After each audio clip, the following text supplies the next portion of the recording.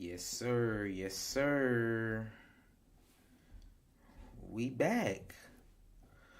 What's up, y'all? Welcome to the Richest Steve in Atlanta. I am your host, Stevie Steve, and we are back for another episode, y'all. We are 17 weeks into this thing, The consistency is showing. You feel me? But nah, y'all, I am very happy to be recording this week.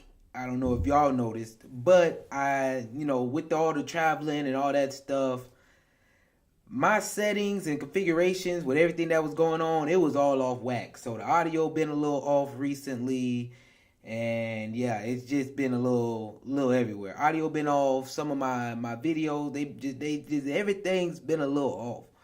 But this week, I feel like I done worked through a lot of those little humps, little bumps. We take it 1% every day, you feel me?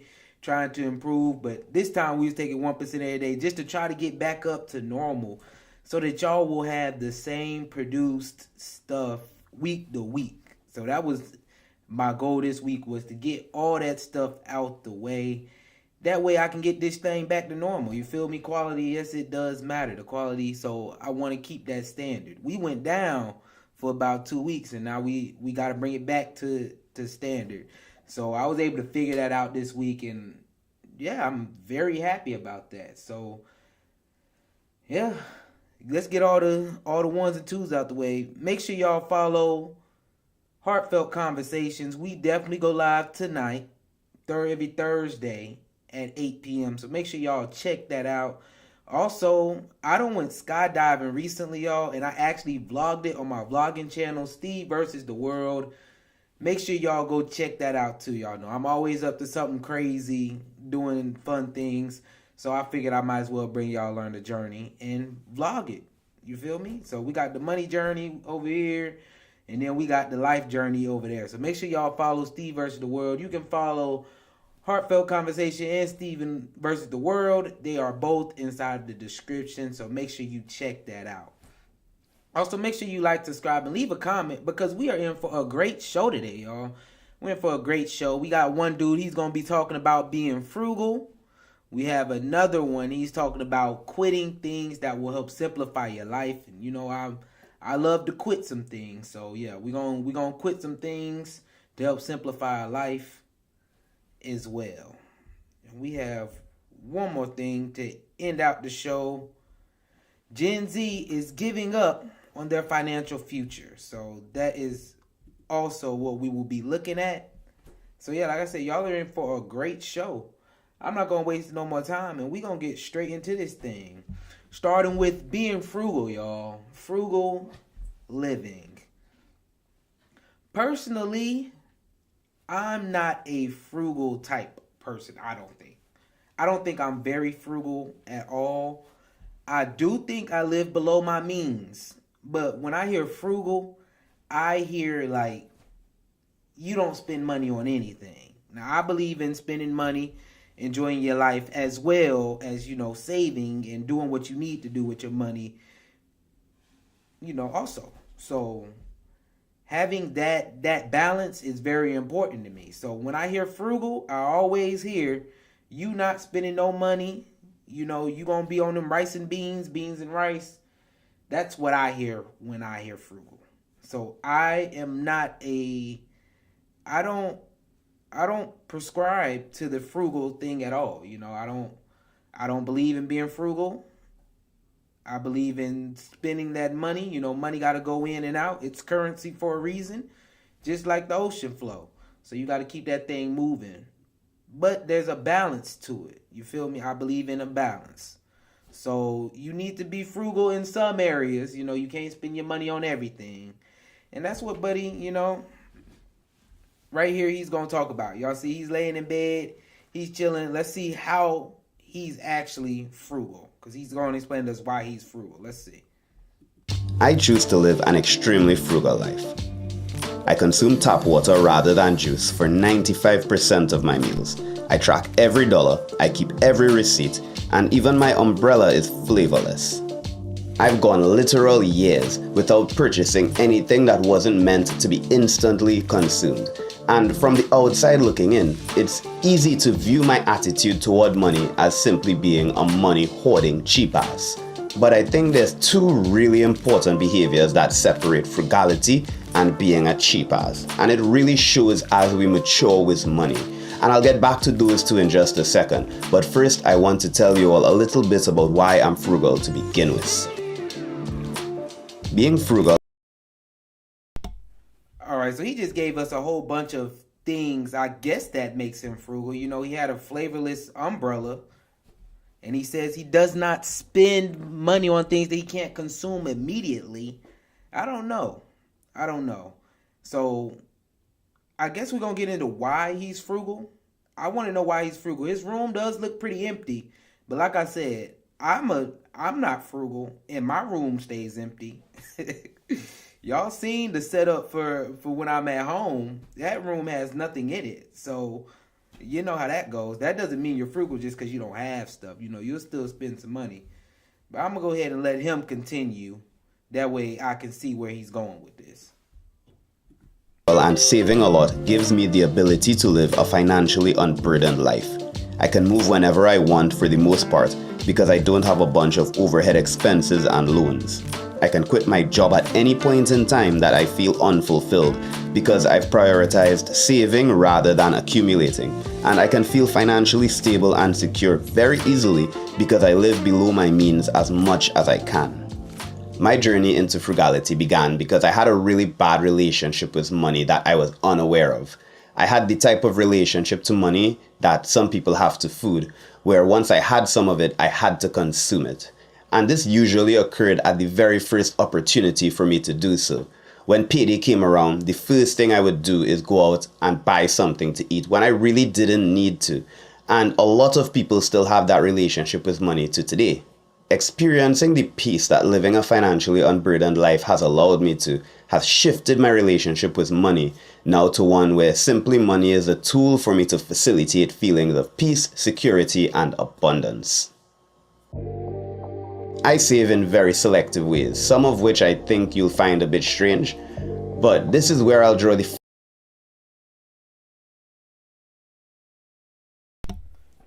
Okay, so he basically just said that he's frugal because he used to live a pretty... We've all gone through these stages. That's all I'm saying. If you are, you know, really financial literate, most times you have gone through the exact stages that he said. You get money and you spend it. You feel me? With me, it was I spent it immediately on my Get Lit and all that stuff fund. You go watch the video. So we've all gone through that. So him being frugal, or it allowed him to change his mindset, is I guess why he's frugal. He now saves. He's paid off debt. He's pretty much doing it good. I kind of like where he's going, especially because he's hitting the marks. So him becoming frugal was all about him changing his lifestyle. So that's a good way to do it. I think it's drastic if we're using the word frugal. Like I said again, frugal to me means that you're going all the way, nothing. I'm not doing it. I'm frugal. I'm not spending that money.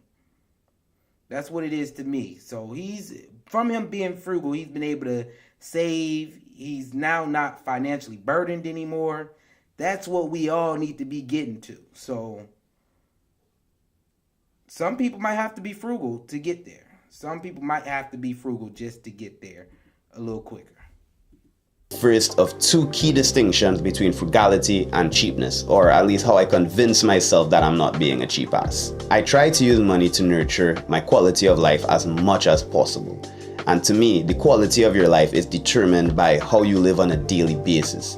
So I try my best to spend as much as I can within my budget on things that affect my life on a day-to-day basis consistently, or things that will have long-term, long-lasting effects. Like healthy foods, my apartment interior since I have to live there every day, my friendships, and this isn't something I think cheap people are actually doing. I think they're just looking for the best possible deal every time. When I'm grocery shopping, I'll always make compromises so I can buy the highest quality food I can and cut back with less impactful things. I eat fresh vegetables as often as possible, but that comes at the expense of the types of drinks that I'll buy. I'll usually drink lemon tea because it's $1 cheaper than juice, and get the generic hand soap so I can spend more on the highest quality toothpaste since I want to keep my teeth for as long as possible. Now, this might not seem like much, but it allows me to stay financially flexible as the price of things keep going up. Because there is a trap that a lot of us find ourselves in when it comes to shopping and purchasing items. There are companies that are spending millions of dollars on marketing to put products in front of us. So we feel a sense of familiarity to these products, then we purchase these products at a higher cost, which then allows these companies to continue to spend millions of dollars in marketing to put these products in front of us to build familiarity, and you see how the cycle goes. And a lot of people end up finding themselves purchasing items at a higher cost that actually give no functional increase in value. And I find that having the financial flexibility of choosing what it is I'm going to spend a bit more money on rather than what I'm comfortable with is actually the best way for me to maintain my mindset of value first. Value first meaning value to me and the quality of my life first, not price. I also try to walk as much as possible to look. Okay, so do I need to change my definition of frugal? I thought frugal was being cheap. He's doing what I said. He's doing what I said from my opinion. To me, being frugal, you can't use frugal without saying cheap. That's how I feel. Or is frugal just being aware of what you're spending your money on? If that's the case, a lot of people kind of frugal. But I don't think that's... When I hear frugal, I hear cheap. That's what I hear. I'm not gonna lie. I hear cheap. When I hear frugal, I hear cheap. And I don't even think it's a bad thing, because some people, frugal is a better way of saying cheap. Yeah, I'm frugal. That means you're conscious about the things that you spend your money on, and you're not going to spend your money on things. That's how I feel. Being cheap is the bad word for that. Oh, he being cheap. When to yourself you'll say, no, I'm being frugal. You feel me? I'm not spending money on that. It's not worth it.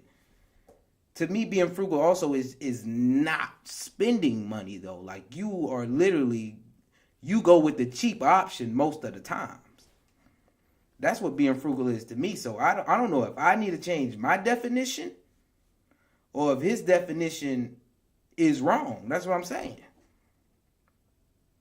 Because I believe in the balance. I wouldn't say I'm frugal.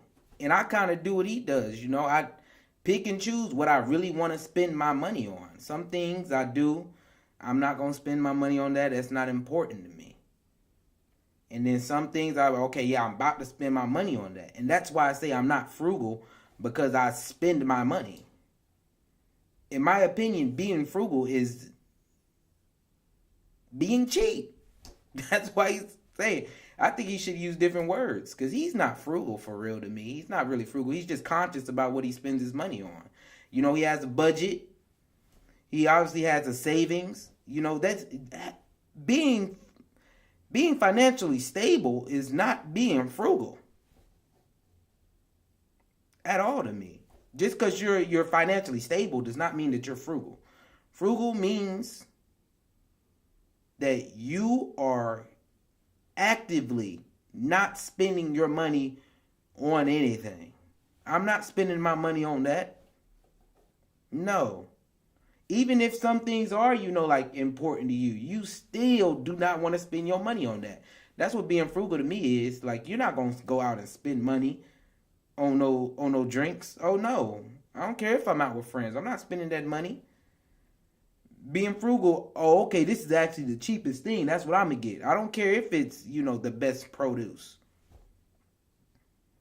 And for him, when he goes grocery shopping, he may get the freshest vegetables, but then he goes and gets the cheapest juice that he can find. That's not being frugal. That's just, balancing, in my opinion. That's just balancing. He's doing the right things because he has a budget. He's being conscious about what he spends his money on. So he's doing the right thing, but I just don't think that this definition is being frugal at all. Balanced, yes. Having a balanced budget, yes.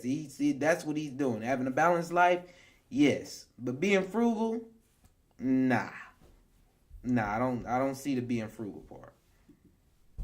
Locations rather than take public transportation, since I no longer have a car. Once I have the time, I'll walk as long as an hour, and during that time, I can listen to a podcast, audiobook, or call a friend to get more out of that time if I want to. This is a bit of a weird one, or at least I think it is. I keep all of my receipts to manually enter into my budget so I can make notes about when and where I spend the most amount of money, so that I'll be able to avoid that location or at least spend less time there or go at different times of the day so that I won't spend as much money.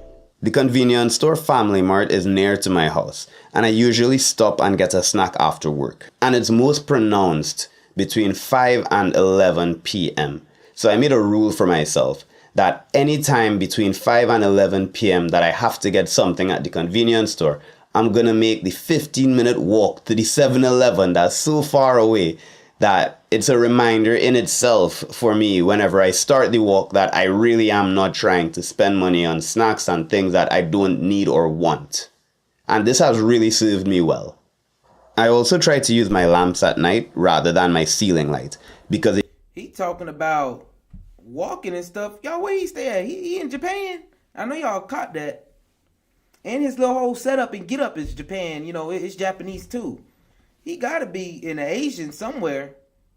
It got that Asian vibe, Asian twang to it. So yeah, he gotta be Asian somewhere. He do. He ain't frugal, y'all, though. He be buying snacks. That ain't being frugal. You're not gonna go to no 7-Eleven and buy no snack and you being frugal. I don't care what nobody say. This is not frugal living. This is picking when to be cheap and picking when not to be cheap. Balance. This is balance. This ain't being frugal.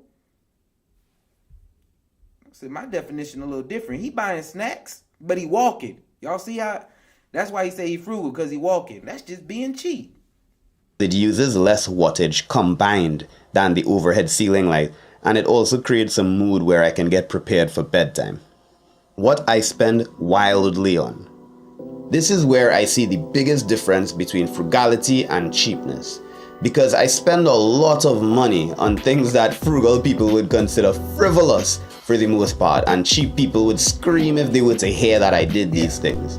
For example, I hate traveling. I hate being at the back of an aircraft. So anytime I need to take a flight somewhere, I'll always pay to get the seat as close as possible to the front of the aircraft, even on low budget flights. To me, the frustration of traveling, being stuck in a middle row, unable to stretch my legs even a little, or being stuck next to the toilet at the back and having to wait to be the last to the plane and ending up waiting an extra 30 minutes to an hour to get through immigration because other flights came together and now all of those people just got off together and they all got off ahead of me, just isn't worth the squeeze of saving $30 to $50 for me. I'd rather pay and make the overall travel experience a lot better for myself. I also spend a lot on convenience. For example, I hate sitting on buses or trains for more than 2 hours. And here in Japan, there is this thing called the Shinkansen, or the bullet train. And anytime I have to take a trip that goes beyond that 2-hour mark, I make sure to find myself on that bullet train so I can have a more comfortable, luxurious experience, which will make arriving and the entire day itself just so much better for me. I also always wash my clothing at the coin laundry because I like the convenience of having my clothes feeling warm after being dried, and me not needing to wash it then take it wet there to get that feeling since I don't have a dryer.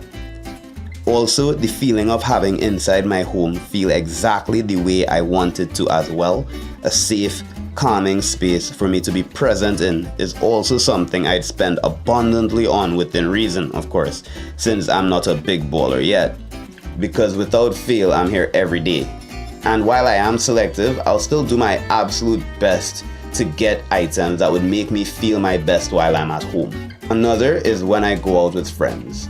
I want to always be able to purchase at least a round of drinks or pay a little bit extra on the dinner bill tab so that I can let people know how much I really appreciate their time and their friendship. That ain't being frugal. Living frugal.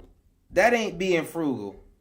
Y'all. That is not being frugal. He's just cheap in some aspects. He's cheap, yes, as in he uses lights because he's done calculated the wattage.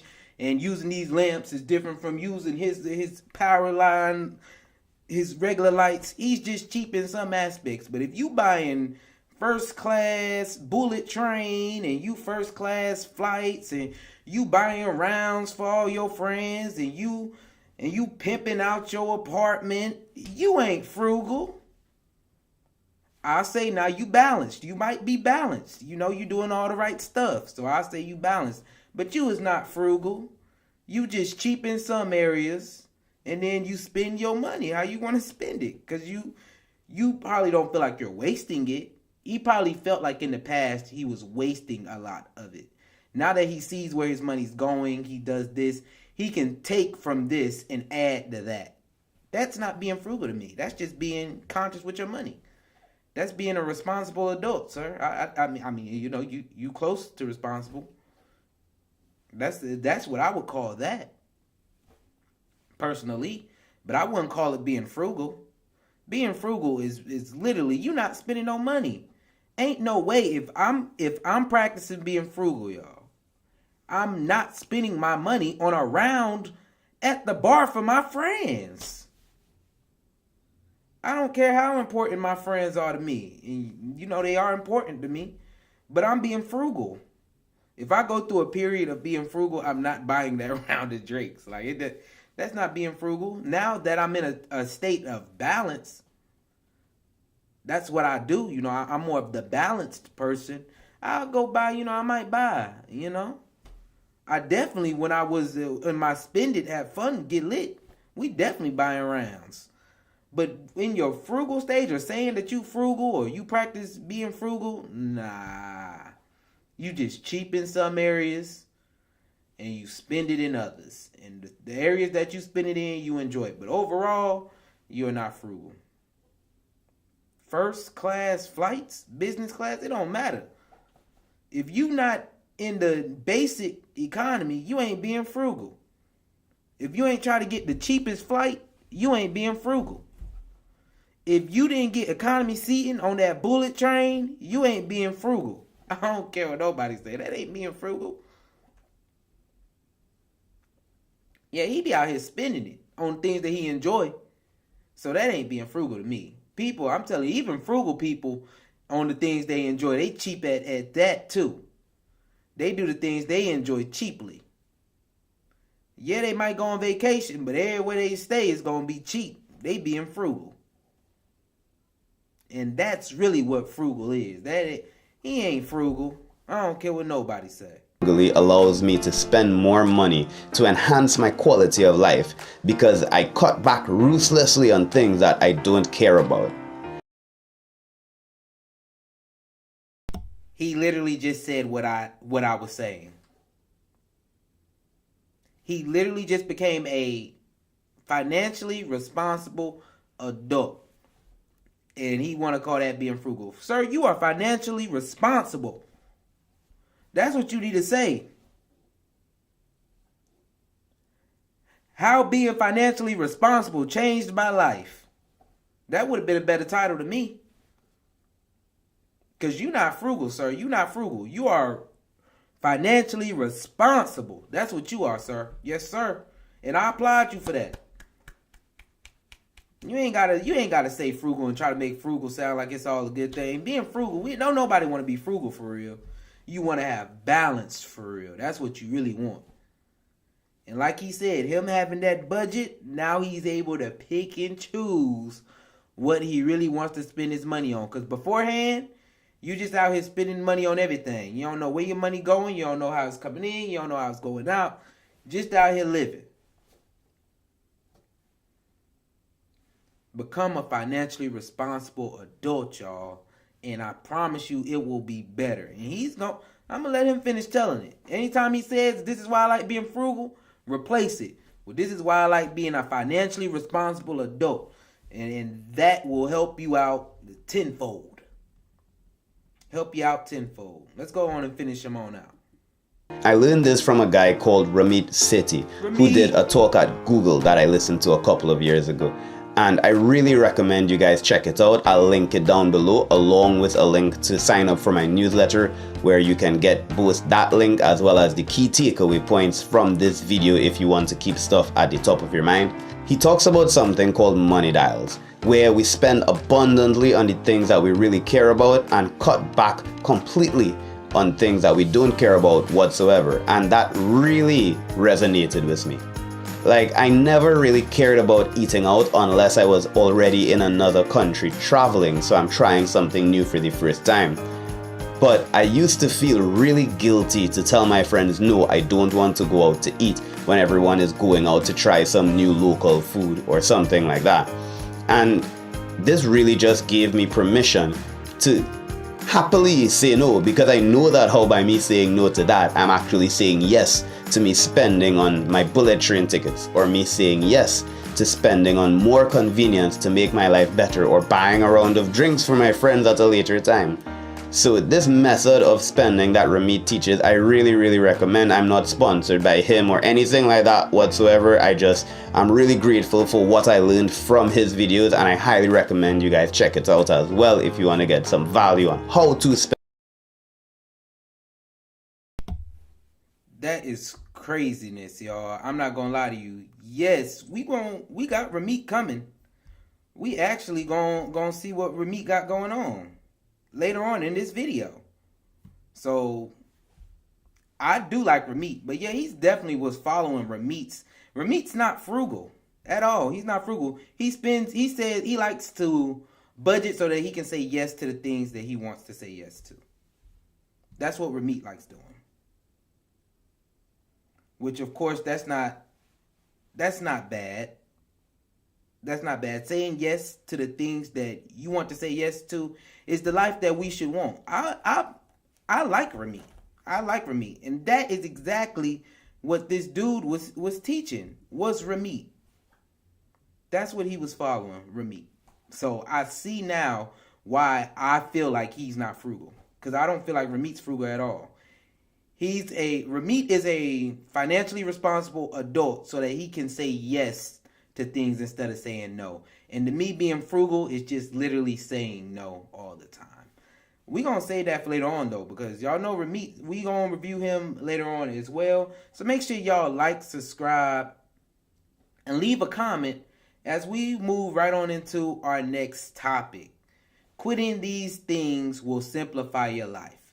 Y'all know I'm all for quitting. I think quitting, it helps in a lot of ways when it comes to quitting. And a lot of people, when they hear quit, they feel like it's a bad thing. But I feel like the word quit should be a good thing as well. It's all about context. It's all about situation.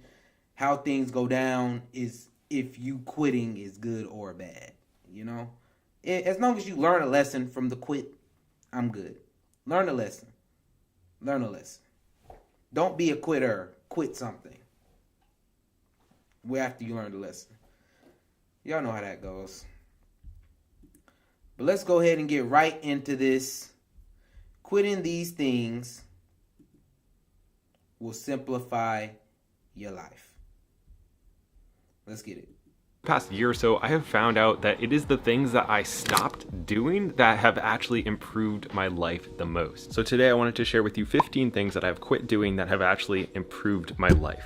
Reading instead of doing. I have read an insane amount of books. I've listened to literally thousands of podcasts and YouTube videos, and I'm always trying to find more things that will improve my life. But recently, I have kind of stopped taking in so much information because I realized that I was just reading and I wasn't really putting what I was reading or watching or listening to into action. So that's something that I've stopped doing. That's literally been saving me some time every single day and just focusing more on doing, on living, on experiencing, instead of constantly learning. I think learning was a great thing for me, but after, a couple hundred books, I know most of what they're going to say already, and I need to actually put what they're saying into action. And one of those things that I learned from Essentialism and the 4-Hour Work Week was to stop saying yes to so many things. Like recently, I've been going to physical therapy for my shoulder. It's been messed up for like 8 years, but I have this rule that I never agree.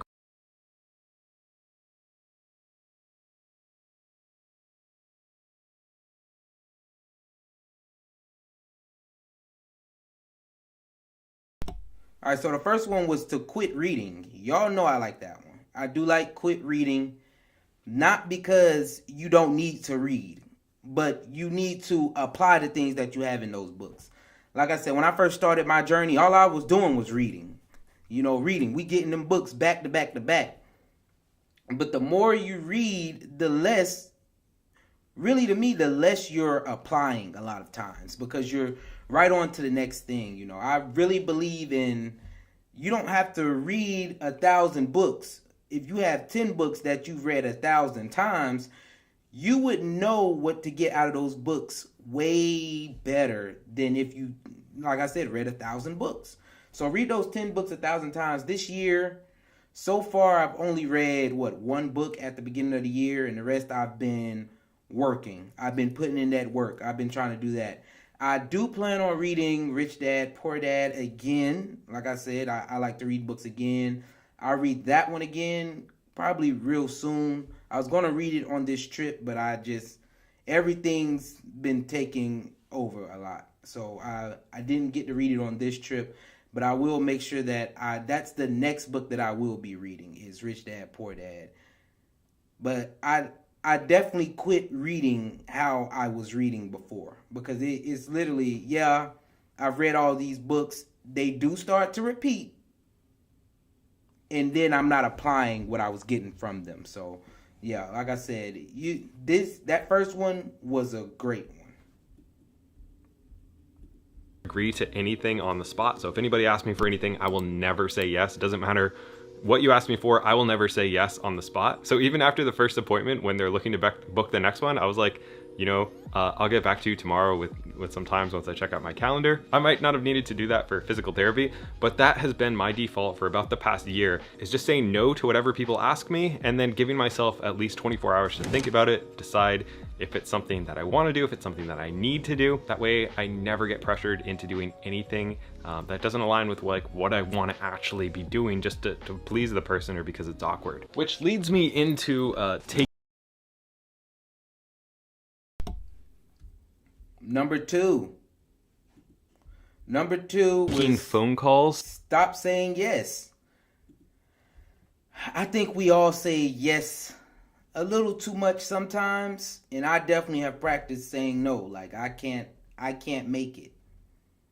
I can't provide you with this. I can't do it. Because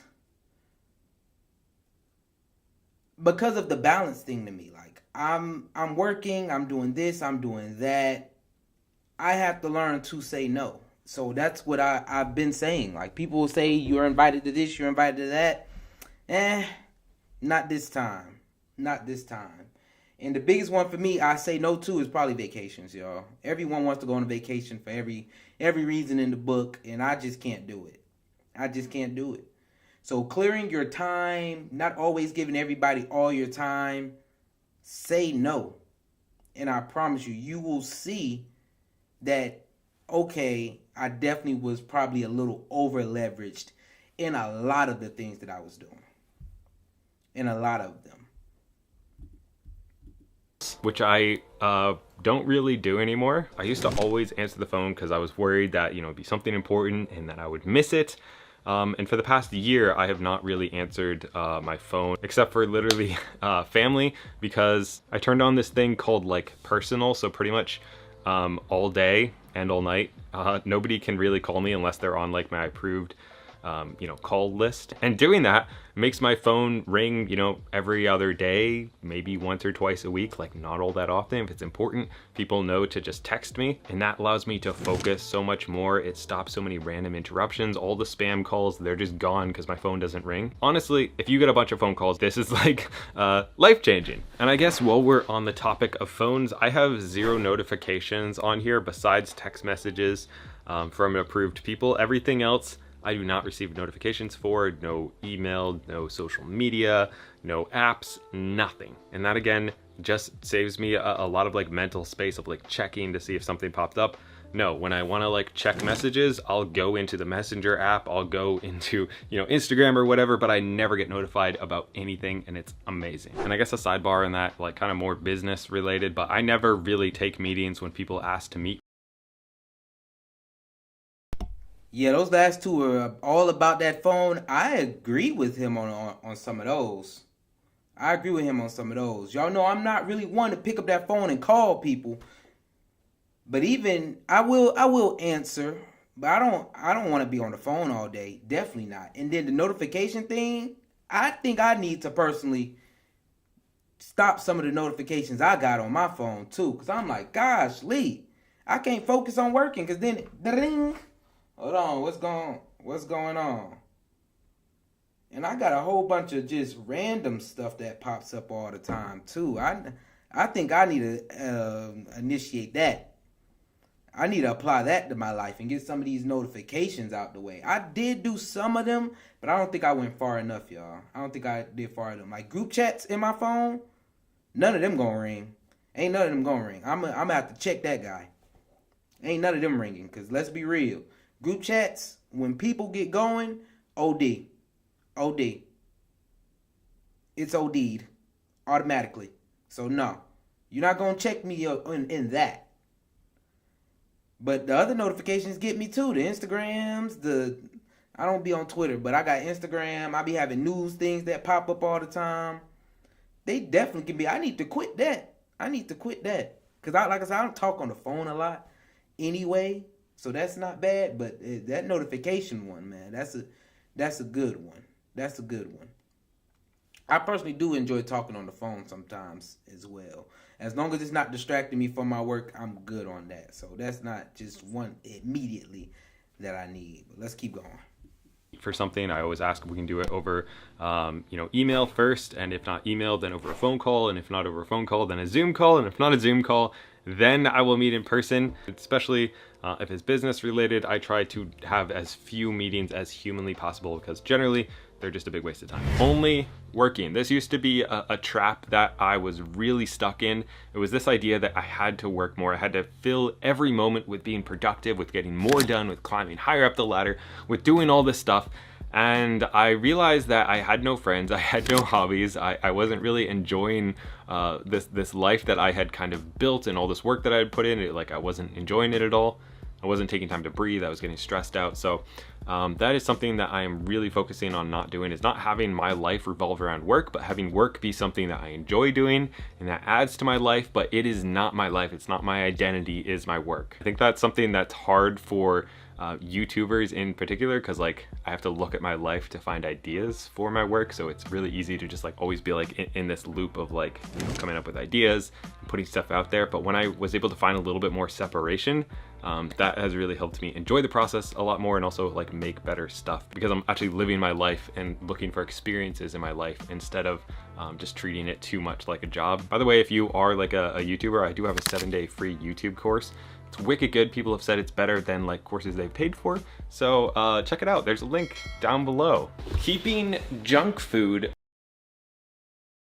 All right, so those two were pretty much work related.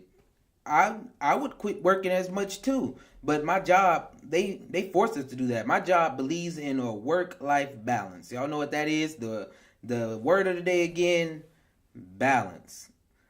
You do all this hard work, you do all this stuff. Sometimes it's easy to forget what is important, and taking some time out to actually do the things that you enjoy is important, and actually keeping you healthy so that you can get more work done in the long run. And that's That's actually something crazy to think about. Like, taking a break actually helps you work more productively. You feel me? Like, yeah, I can work until I drop. But when I drop, then I'm not working. You're not getting it done. While somebody who practices a balance in life, a work-life balance, they get way further because they're like slow and steady. You know they say slow and steady wins the race. And sometimes that's what you need in order to even keep going. You don't want to burn out so fast, because you're working hard, you burn out. So I definitely believe in a work-life balance, y'all. I work hard and play harder. That's how that goes. We gonna work hard over here. We gonna work hard, but we gonna play harder. We gotta get it done. Got to.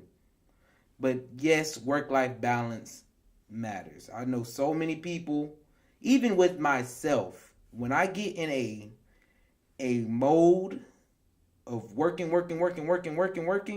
I can see my mental definitely goes pretty much down.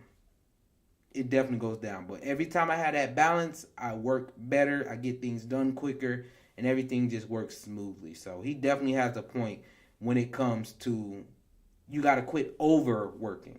That don't mean, y'all know I practice hard work. That's what we do in 2024 is we working hard. We trying to outwork people. But that does not mean that we're going to overwork ourselves to the point where we lose the race altogether because we can't finish. You feel me? So definitely, he had some good ones on that. Around the house. So I'm currently trying to watch my weight for the next couple of weeks. I'm trying to cut, but I have no self-control. So if I have food in the house, I will absolutely eat it. But for me, I have found that it's actually hard for me to gain weight when I'm eating whole, healthy, natural, like whole foods, when I'm eating steak, potato, vegetables, fruits. It's actually kind of hard to overeat when I do that. And for me, snacks is a big one. So instead of having, chips or cereal, different bars that are actually really high in calories, I have a ton of fruit around now. Apples. I even traded like regular chips for these masa ones, which are like real ingredients. It's just like corn, beef tallow, and salt. So they're actually like a lot more filling. Really focusing on creating an environment that is designed for me to achieve my goals so I don't have to practice self-control throughout most of the day. And it's actually helped so much. I realized that to keep this thing moving, I need to do that too. Y'all know, make sure y'all check me out on Instagram, y'all. I be doing my sexy back challenge. I need to really get back in that. I have been walking and jogging. I just ain't been posting me bringing that sexy back like I was when I was at home. So I definitely need to get back on that, and then I need to get rid of the junk food, just like he said. Let's keep this thing moving, though. Shopping is one of the worst things that I can do. I used to do it when I was bored. It's so easy to do online now. That idea of Amazonnesia, which is like you order something that you absolutely needed, and then when it comes around the next day, you forgot what it was, and you're like, oh, what did I order? And you open up the box and you're like, what on earth is it? It used to happen to me a lot. And since I have stopped shopping, I'd never go to the store. I very rarely buy things online. I've had a lot more money, a lot less crap in my house that I will eventually have to donate. And I just think that everything I buy needs to, kind of fit in a criteria of it makes my life easier, it makes me money, or it just makes me happy. And it used to be that most of the things in my house and that I bought didn't fall into that criteria. Obviously there's necessities, but something to think about. Having a perfect clean home, especially again as a YouTuber, this is something that can be hard. Oh Lord, y'all, having a perfect clean house. Don't nobody really got a perfect clean house. Let's just go ahead. Shopping though. Shopping, I never had that habit. I know some of y'all do, so you might need to quit that habit. Become a financially responsible adult, and I promise you, your shopping habits will change a little bit. It'll change a little bit. It might not change all the way, but it'll change a little bit. But a clean house, come on, y'all. That's one thing you can't quit doing. That's the one thing you can't keep doing.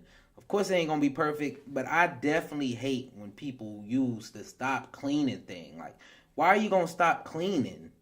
I don't even want to listen to this part, y'all. We are definitely gonna skip this part. I'm not doing that. I will forever clean my house. Yes, I clean it once a week, but I will not quit cleaning. If I go too long with cleaning, it backs me up, my mental up.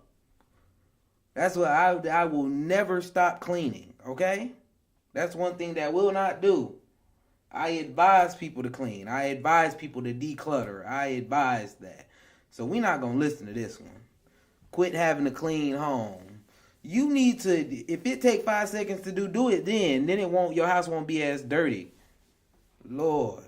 But that, I'm not listening to that. Let's see why he quit being frugal, though. I used to do where I would spend way too much time trying to save money. Like I would spend an extra half an hour of my time to try to save an extra $5 by going to a different store or by looking for cheaper gas. And there is like a place for being frugal. I'm still pretty frugal, but I don't take it to the extreme that way, where if there is a service or just something that's gonna save me time, I'm okay with paying to buy back my life. I'm okay with spending $10 more or $20 more to buy back an hour of my life. Or if like I have a weakness, I'm okay with paying for help to make that better. For instance, with the sponsor of this video, Grammarly. It turns out that Meredith has been using Grammarly for over a year and she never told me about it. I cannot tell you how upset this made me. I just don't even know what to say. For real. I told y'all being frugal is being cheap. Did I not tell y'all being frugal was being cheap? Being frugal is being cheap. Like he said, I had to cut that out a little bit, being frugal, because I'm going too hard. When people say they going frugal, bro, I swear it's like you going hardcore. Like he said, to save that money, I'm going to go to the cheaper store that's 5 minutes further than the other store to save that $5. That's what being frugal is. That's what I was saying. That is exactly what being frugal is. I would quit that too. Being frugal is not fun. I do not like being frugal at all. Now, being a financially responsible adult is what we're aiming for. Being frugal, we can throw that in the trash. Kobe. Newsletters, emails, text messages. I have a problem with signing up for stuff that is free and then never looking at it after the first one. I'll do this to get a discount at like an online store. I'll give them my number and then I'm getting texts for months. So I regularly go through and unsubscribe for those if I actually do it. Or like email newsletters, sometimes I'll sign up for them and then if they're just not giving me the value or I was like lost interest in them, I will unsubscribe from those things. Like I have one myself that I send out, but I try to do it like once every other week or once a month because I want to make sure that I'm never being that for other people, because I've signed up for some and they're like daily and then I either spend way too much time reading them or I just lose interest, but then I keep seeing that email even after I stopped reading it like every single day. So if you're signed up to too many, don't. Setting goals instead of systems. So this is the common trap of like, I'm trying to hit, 1 million subscribers. I'm trying to save up and buy this house, get this promotion, do whatever your goal is, even get in shape. And it turns out the answer to that is not setting goals, but instead setting systems. Then I stop feeling like I'm failing at my goals and instead break it down to like, I'm not trying to get in shape, which is this like elusive goal that you can't really quantify, but instead, I am being somebody who works out. I'm working out 3 times a week. That is my system. Whatever happens, happens. But if I eat good and I work out consistently, I'm gonna get in shape. But if I just focus on the small things, the big things kind of take care of themselves. I think that's similar to... He hit that one on the head, y'all. I like that one. Setting systems instead of goals. He is not lying on that. Make sure y'all go check out my video on that. Setting systems instead of goals, y'all. When you have a goal, the goal just up there in the air. You feel me? You trying to meet this goal, but the thing that you need to be setting up is the system in order to reach that goal. That's the key right there. With anything, it's the system behind reaching that goal. Let me give y'all a clean example. This just happened, and this is why my gym experience is all over the place. So before this, y'all, the system for going to the gym is my brother is my trainer. Not just my trainer, but he's also my accountability partner's trainer as well. We had a system set up. The system is smooth. The system's working. We go to the gym at this time, between this time range, we work it out. We chop it down. We go to the gym. He trains us. Then the system changes because my accountability partner wants to go to a whole nother gym than where our trainer, who is my brother, goes to. So our whole system got messed up, and we both ain't been to the gym in a month. Ain't that crazy? I'm telling y'all. When our system was there, it was done, we were good. We were consistent in that gym. Y'all was seeing them sexy back pictures. But as soon as that system got uprooted, I'm telling you, it took 2-3 days. The whole system messed up. That's all it took, just like that. Our goal down the drain, because the system behind it was really what mattered. The system behind it was what was getting us to that gym every day. That's why setting your systems is more important than actually getting to that goal. Because once that system is running and you don't have any, you don't try to change nothing, you don't try to uproot your whole system, that goal will come eventually. The goal will come eventually. So he just gave a key point, is to set up your system behind your goal. And you're going to reach that goal no matter what. So forget about the goals, set up that system.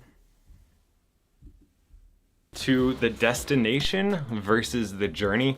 I used to always focus on the destination of something, reaching a certain amount of subscribers or whatever. And because of that, I was always feeling like once I get there, then I'll be happy. But something that I realized recently when I hit 500,000 subscribers is like the next day, for having this goal for 3 or 4 years, whatever it was, I felt zero different. And you know what? That actually was a good thing, because now I am really a lot more focused on trying to enjoy the journey. Instead of looking at things as a struggle, like maybe when my kids are acting up or when work is hard, whatever it is, I'm trying to enjoy the process, be present for the process, and let it better me. So less destination, more journey. Trying to be happy. That was another one right there. It's about the journey, not the destination, y'all. Go read The Alchemist. I actually do enjoy The Alchemist. It's probably one of my top 5 books. I do have a top 5 books, y'all, that I read. I've read a couple books now. I've read plenty, I feel like, now.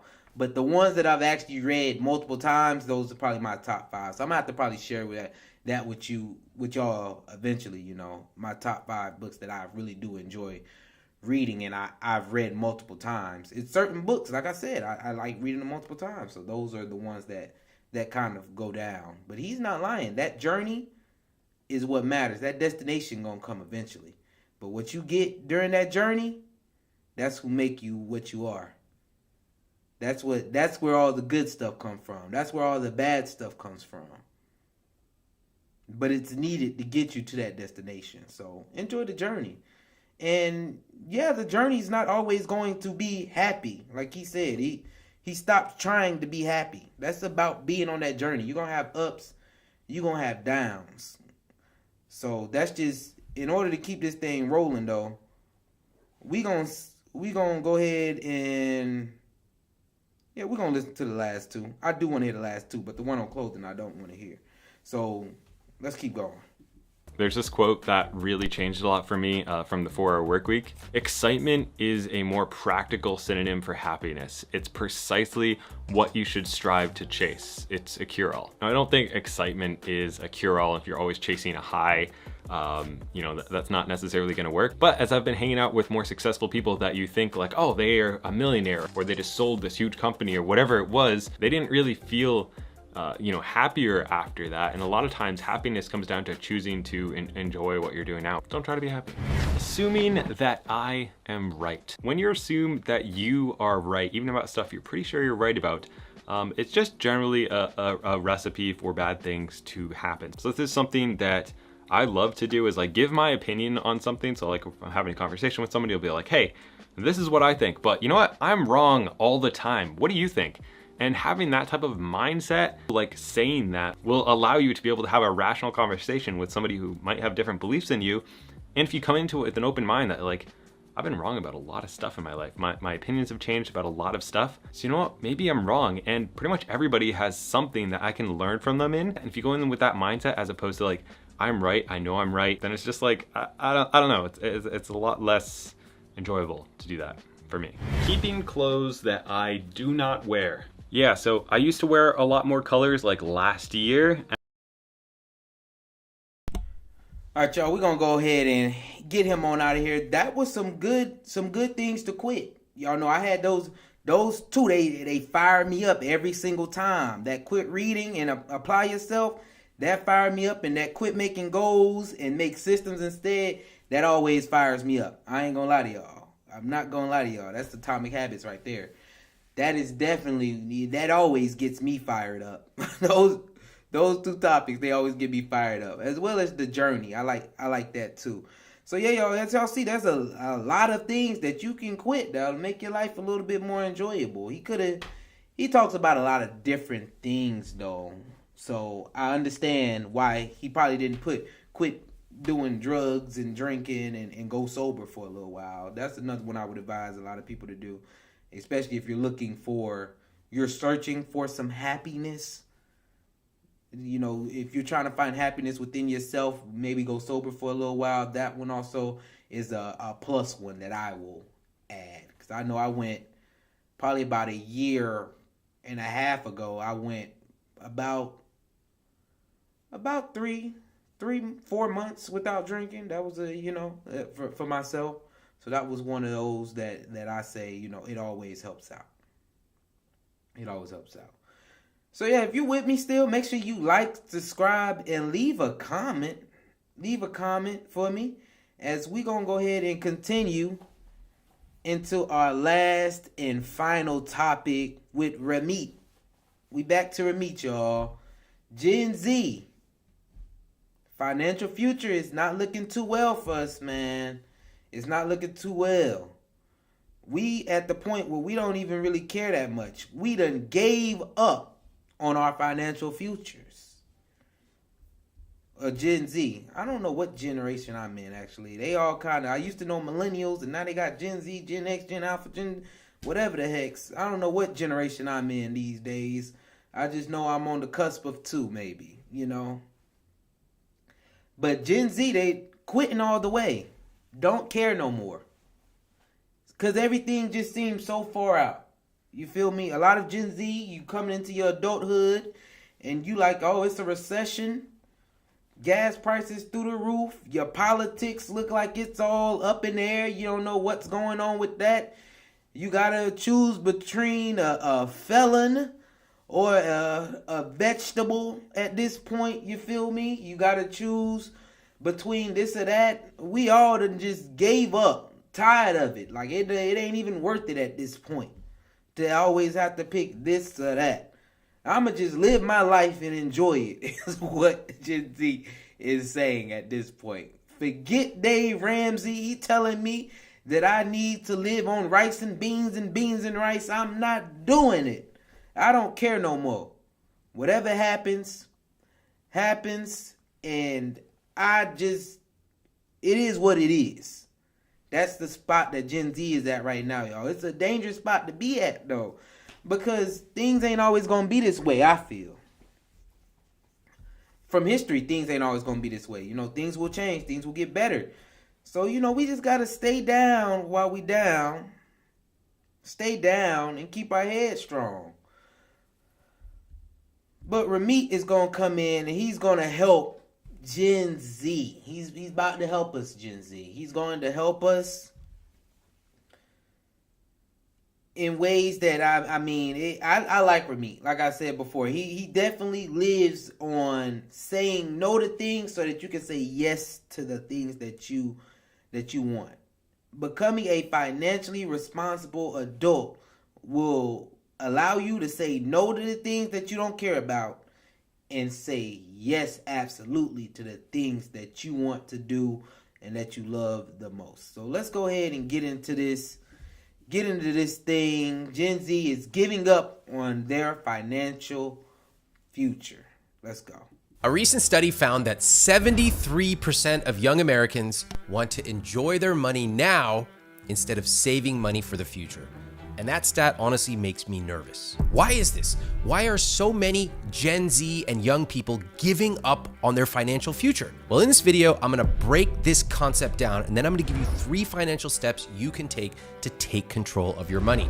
But first, yes, your feelings are valid. The economy is tough. How many of us have parents telling us, just cut back on avocado toast, and soon you can buy a house? No, that's actually not true. Today, I want to back up everything I'm saying with data. Take a look at this chart. Housing is historically unaffordable right now. In fact, the last time housing was this unaffordable was in 1985. To put that in perspective, 39 years ago, the top movie was Back to the Future.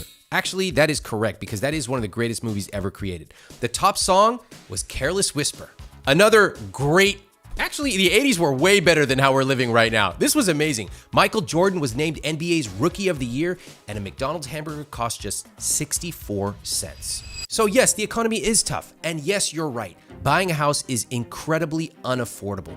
In fact, I want to take you back in time and show you what housing looked like for your parents. 40 years ago, a house would cost roughly 2.5 times your annual income.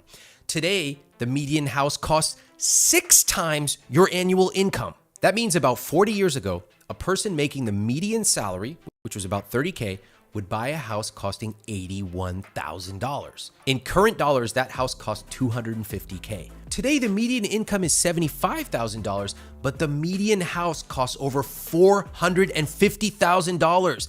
That means housing costs have almost doubled in price from 40 years ago. Oh, Granny Smith apples. If you cut back on buying 3 Granny Smith apples a week, you'll be able to save money for a house. No, that's not how it works. What this means is that housing is historically unaffordable.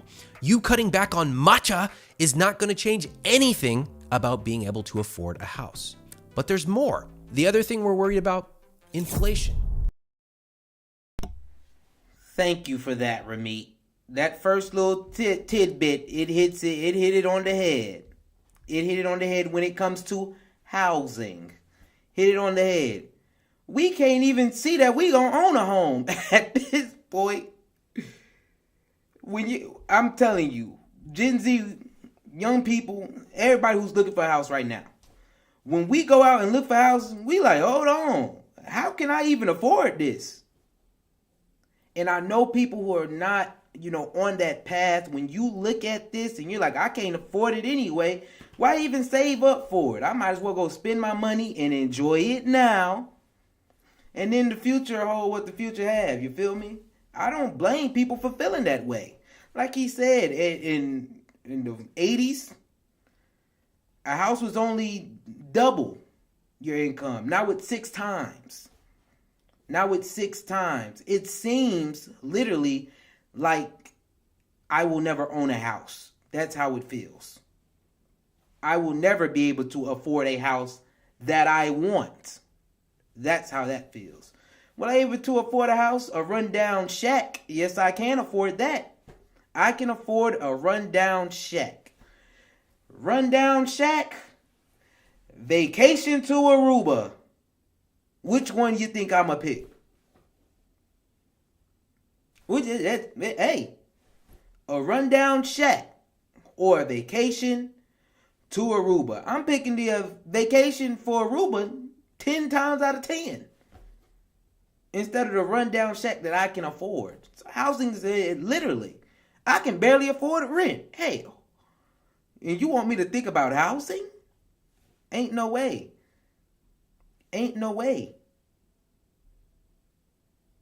This is why Gen Z people literally don't care about the financials. Don't care. Because it just doesn't, nothing seems realistic.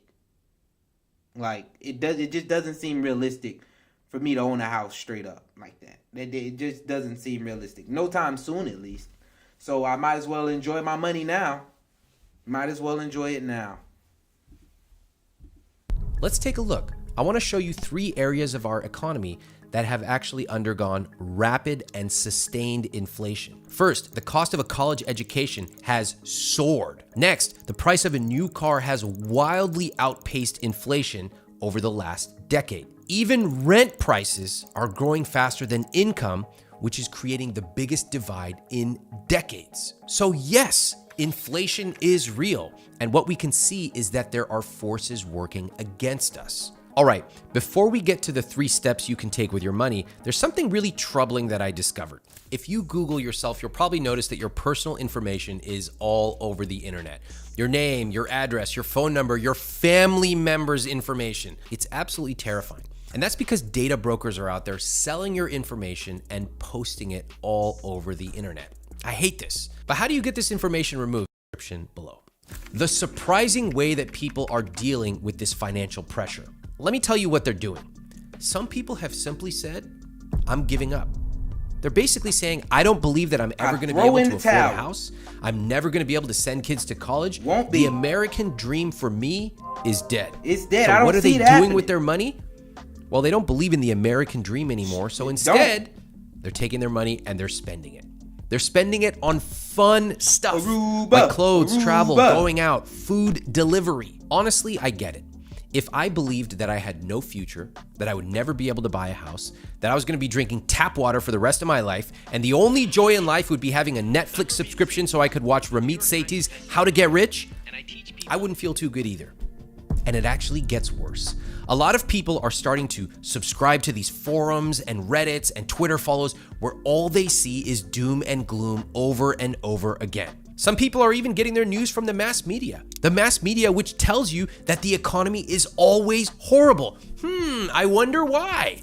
It turns out that a lot of people genuinely believe we are living in the worst economy in American history. Do you? If you believe that, I want to actually show you some real data on how this is one of the best economies in history.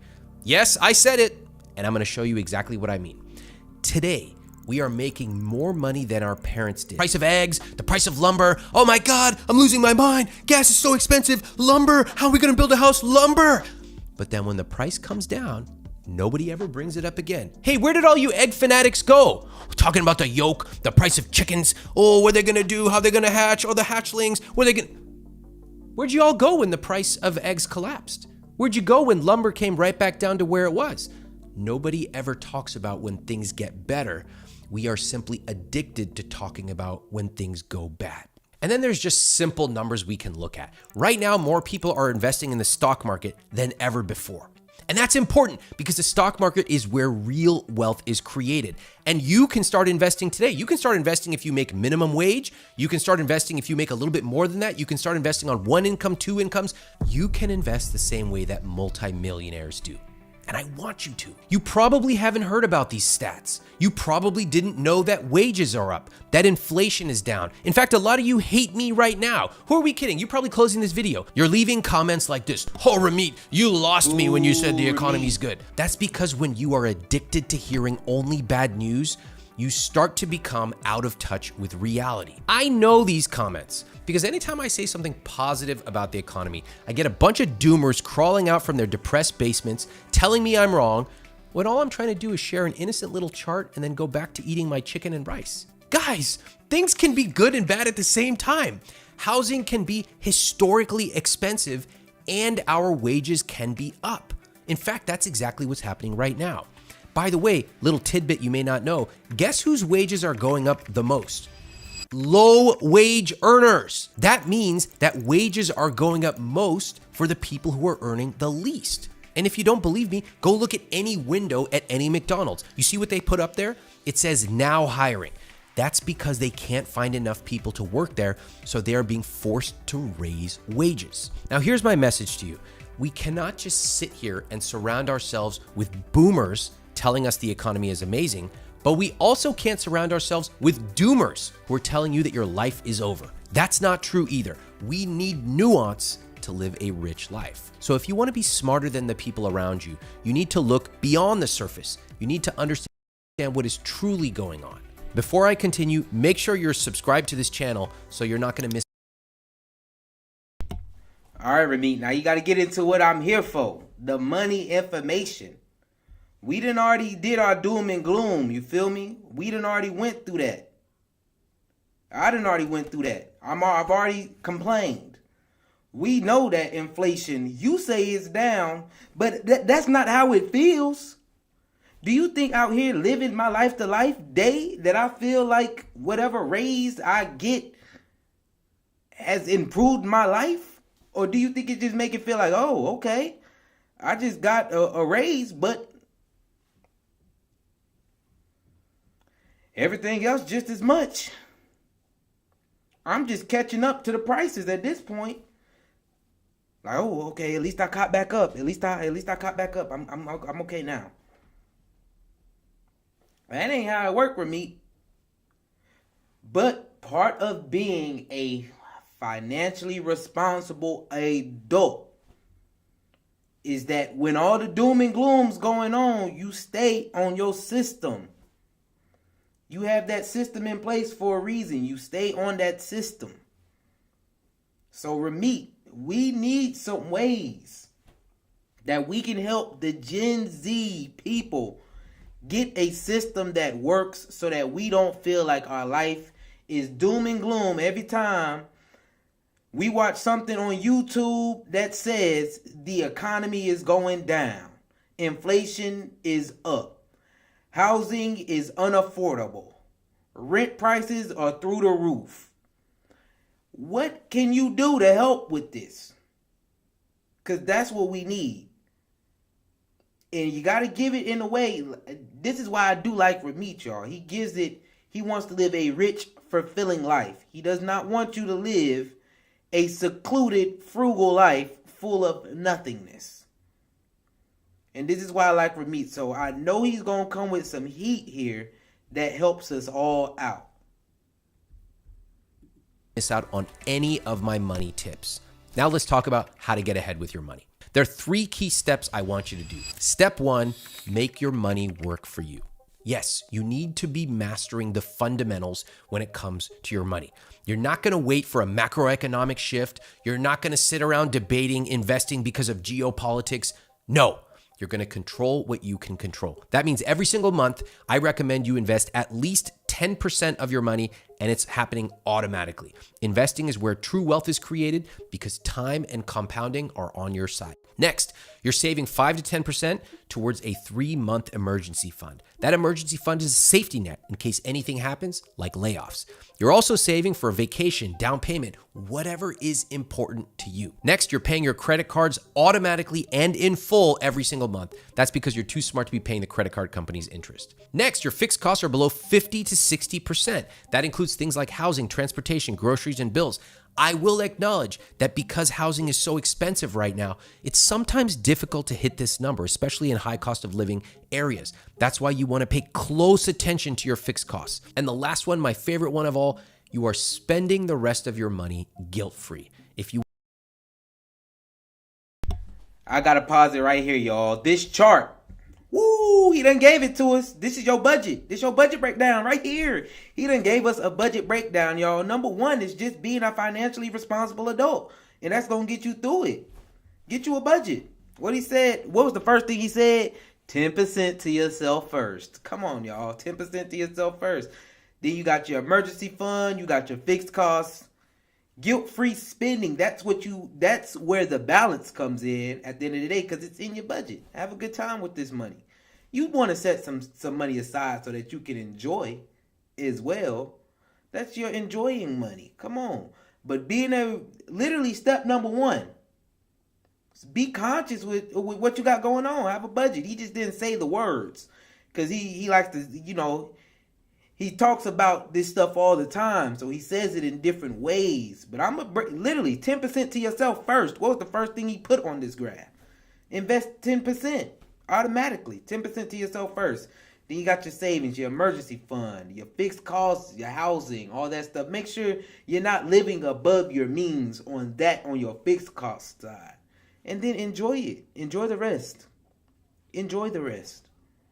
Do what you want with the rest. That's where your balance will come in. This way you'll see your doom and gloom isn't all doom and, it's not all burning down. Come on, Ramit. This the first step is just become literally a financially responsible adult.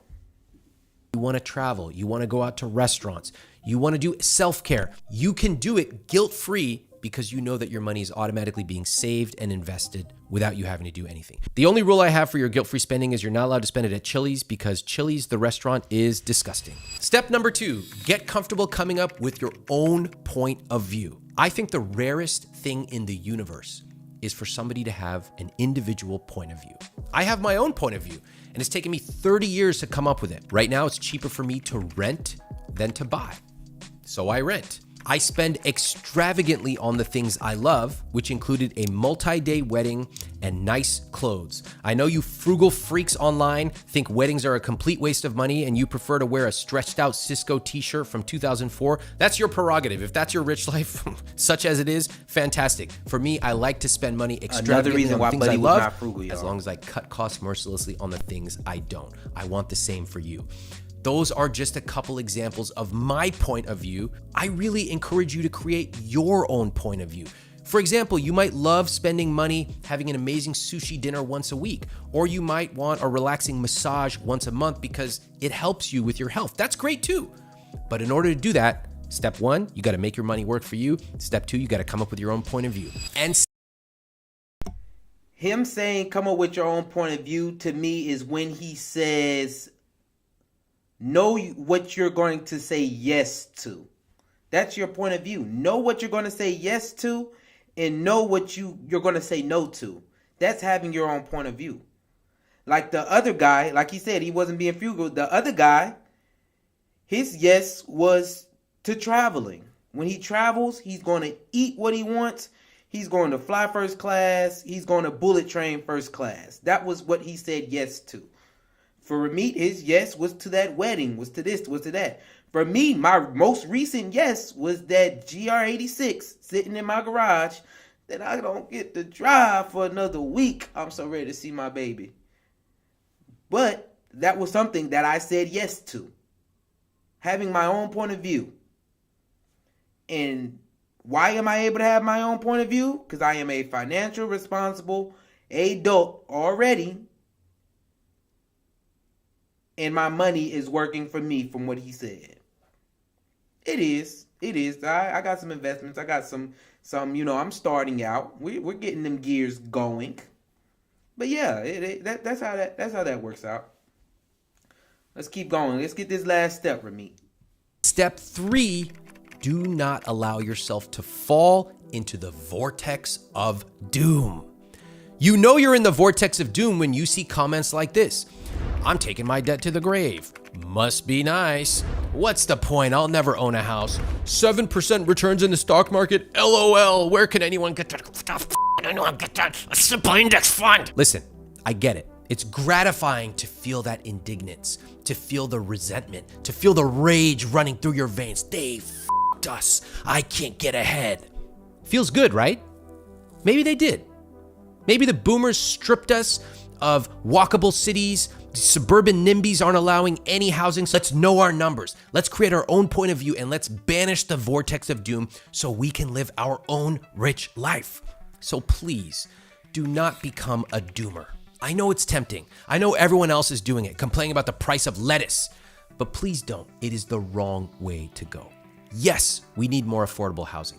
Yes, we need education and childcare to become more affordable. Yes, that's why I vote, and that's why you should too. But we also need to take responsibility for our own rich lives. I hope this video challenges your perspective on saving for. I want to say thank you, Ramit, for that. The last step, get out of all that doom and gloom all the time. Yes, y'all know we can complain. I complain all the time, y'all. But let's be real. Life is not that bad. Life's not that bad. I try to enjoy the journey. I do all that stuff.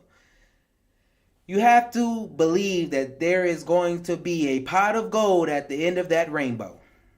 Yes. Because it will get better. It will balance out. All the doom and gloom that we going through right now, it will balance out.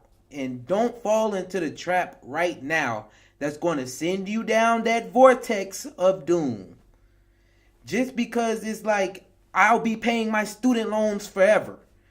If I would have done that when the student loan forgiveness didn't pass, I wouldn't be done paying my student loans in 2 months. Yep, y'all, it's coming. It's coming. I told y'all, I said that system, it just keep going. It's coming. It's around the corner. It is around the corner. So I'm excited. I know I'm excited for that. And like he said, it's going to happen. It's going to happen. But if I would have fell down that doom and gloom vortex, I'll have student loan debt forever. I just might as well go down. I wouldn't be at where I'm at right now. I wouldn't be here right now telling you that my student loans will be gone by the end of the summer. I wouldn't be able to tell you that because I fell to the doom and gloom. So thank you, Ramit, for that. I think that was a great video. Ramit always talks about living your rich, satisfied, happy life. That's what I like. It's not all about the money. It's not all about the money that he gives you, even though, being rich is about, you got to have some money. But it's also about the things that you are saying yes to, things that you're saying no to, being a financially responsible adult.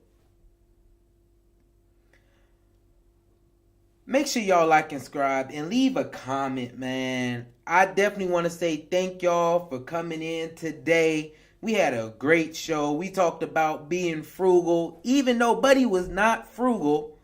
He wasn't frugal at all, especially if you follow Ramit. He follows Ramit. He said it. We reviewed Ramit at the end of the show. You see Ramit's not frugal. He's not frugal. He follows Ramit. He's not frugal at all. But, hey, he was practicing living his rich life. That's what he was doing. Then we had some things that you should quit doing so that you can live a simpler, happier life. Hey, what can I say about that? Set your systems, forget your goals, quit reading, start applying. I got videos for that too, y'all. I do have videos for that too. So, hey, go check them out. And then we ended it off with Ramit, Gen Z. We are not at the end of the world. It is not the apocalypse. We will get through this. Even though we blame a lot on boomers. Yes, we're blaming it on the boomers. Don't go down the doom vortex. With that, make sure y'all like, subscribe, and leave a comment on your way out the door. I want to say thank you for tapping in. I appreciate y'all for tuning in. Peace, love, and riches. I'm out.